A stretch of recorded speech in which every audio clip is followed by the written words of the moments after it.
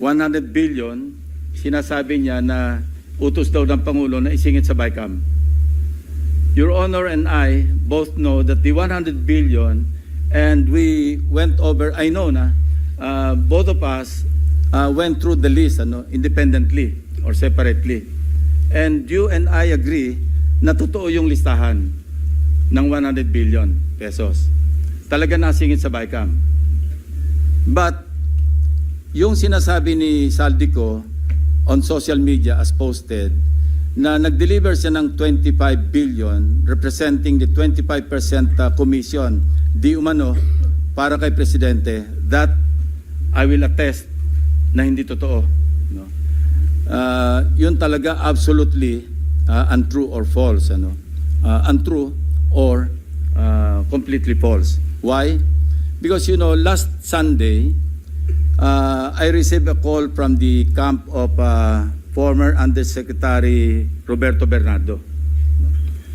Ang sinasabi niya, noong nakita niya si Saldico sa social media na nagsasabing merong 100 billion di umano inutos ng Pangulo na isingit sa BICAM, napag-alaman ko from Undersecretary Bernardo na may mga tao sa Malacanang, not the President, not authorized by the President, who misrepresented him. I will name some of them. Undersecretary Adrian Bersamin. He name-dropped the President, making Saldico believe na utos ng Pangulo na ipasok sa BICAM yung insertions na 100 billion. Now, Yusek Traigib Olaybar.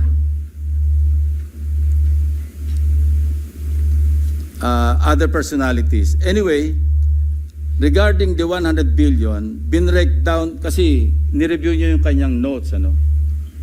This is all related even to the appointment of Secretary Recto to be the Executive Secretary. As he is now the acting, I guess acting kasi hindi naman pwede magbigay ng ad interim appointment because Congress is not in recess, di ba? So, okay. Anyway, ang sabi niya sa akin, hindi po totoo yan, Mr. Senator. Kasi ang breakdown ng 100 billion, 81 billion, yun yung na-assign sa DPWH. Yung 29 billion, other agencies. Hindi niya alam. Out of the 81 billion or out of the 100 billion, yung sa 81 billion, 52 billion, siya ang personal na nag-handle. Ako po nag-handle nun. Nasa notes niya, ito yung kanyang table, binigay niya ako ng kopya. 51.01, I think almost 52 billion. Anyway, so 52 billion, yun yung personal hinandle niya. And talagang sabi niya, naghatid ako ng pera as kickback. But not to the President, but to Yusek Olaybar. And sabi niya, ang pagkaalam niya, kasama si Yusek Adrian Bersamin. 8 billion pesos, Mr. President, in at least 10 deliveries. The modus that yung arrangement nila is, may tigisa silang armored van.